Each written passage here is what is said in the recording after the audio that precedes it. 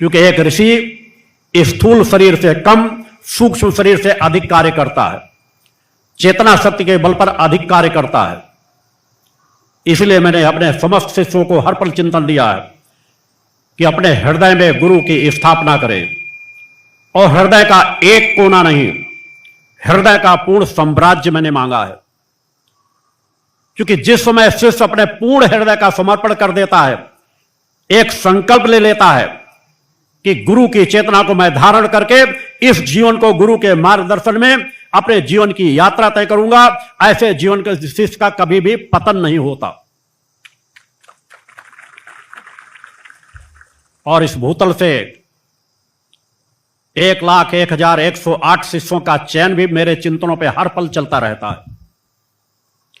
जो पात्रता की उस कसौटी को पार करके निकल जाएगा, उनमें से 108 शिष्य मेरे उस परम धाम की पात्रता को प्राप्त करके उस परम धाम में ऋषि रूप में स्थापित होने की पात्रता को प्राप्त करेंगे, जो देवताओं के लिए भी दुर्लभ है।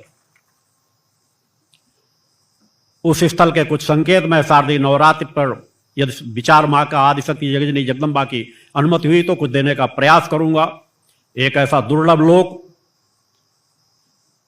जो देवलोकों से भी हजारों गुना ज्यादा ऊर्जावान और चेतनावान है,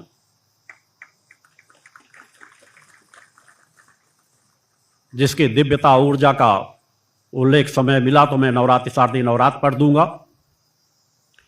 आपके गुरु का चिंतन हल पर केवल 2 बिंदुओं से जुड़ा हुआ है।